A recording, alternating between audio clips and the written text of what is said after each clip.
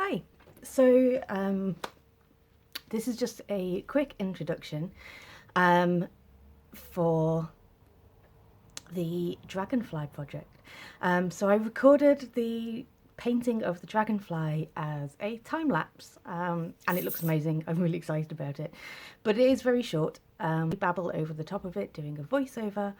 I decided to do a quick introduction, which is this, and then you get to see the video itself, the time lapse itself, and I will put some captions on the screen to sort of indicate what's going on, but for the most part you can just see what's happening. So a little bit about the Dragonfly. It was a commission piece. It was asked for to be as big as I could do. Turns out I'm a really bad judge of paper size, because I said I don't think I can do A2, I think the biggest I can do is A3.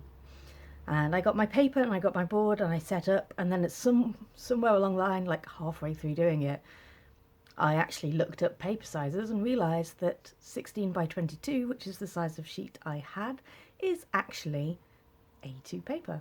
So I'm really proud of myself for doing an A2 drawing.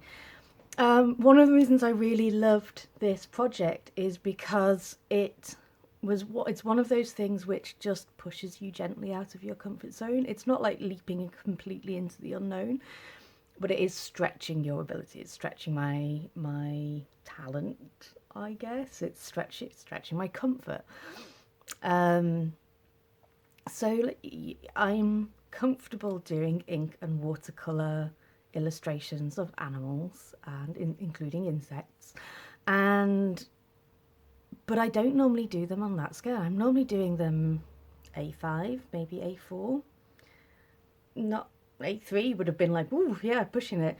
I did this, can't see, it's like this big. So yeah, that's out of my comfort zone. I do that size painting sometimes. My emotions series is generally all that size, the 16 by 22. But that's very different. That's very expressionist. It's very abstract. Even though there are ink drawings in there, it's a much looser, more interpretive style of art than drawing a recognizable creature. And the thing is, the bigger you go, the more detail you have to put in. And this isn't like drawing an elephant at size A2 when it's clearly a much shrunken down version of a real elephant. This is a dragonfly. Now, okay, yeah, some dragonflies are like this big. So doing an A5 dragonfly could have been a life size or maybe slightly larger than life size illustration. But going up to A2, we're doing a greatly magnified interpretation of a dragonfly, and that means a lot more detail. That means I have to pay attention to detail. That's not my strong point. That is not my strong suit. I am impatient, and I could even go so far as to say lazy when it comes to doing small, fine, especially small, fine, repetitive detail. And that is entirely what a dragonfly's wings are made of. And since dragonfly's wings are like like 4/5 of the entire creature, that's a lot. I had to really push myself to be consistent and to take my time and to have patience and to try and do it properly. And you will see that in the time lapse. I'll put up a couple of comments on the time lapse so that you can see that there is a point where I start doing one of the wings in my usual half-assed sort of manner, don't like it, start off on another wing, and this time slow myself down and start to do it properly, and it works out so much better, and I'm able to go back to the first wing and fix it. So I'm really proud of myself for developing that side of my art, for developing that skill. And then obviously the colours in dragonflies are just beautiful, just lovely. So much joy in mixing those colours and putting them on the paper and seeing them come together. They're lovely. I mean, obviously I like green, This is a green dragonfly, so I'm gonna like it, but it's just it's the way the shades play with each other and the different colours and tones. So yes, it was a very pleasing project to work on. I enjoyed it a lot. I'm really pleased with the outcome.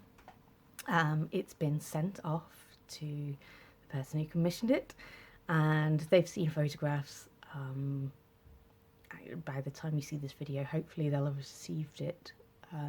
Obviously, post over Christmas and New Year is a bit like posting it, another nerve-wracking experience because there aren't many envelopes that big. Not that I have anyway.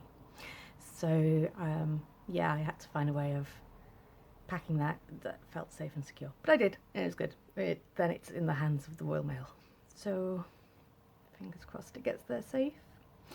But like I say, the client liked the outcome.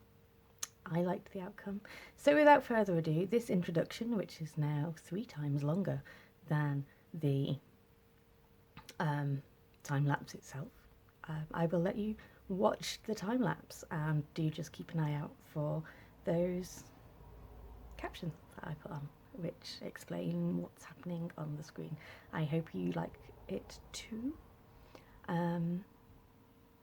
Yes, let me know what you think. Bye.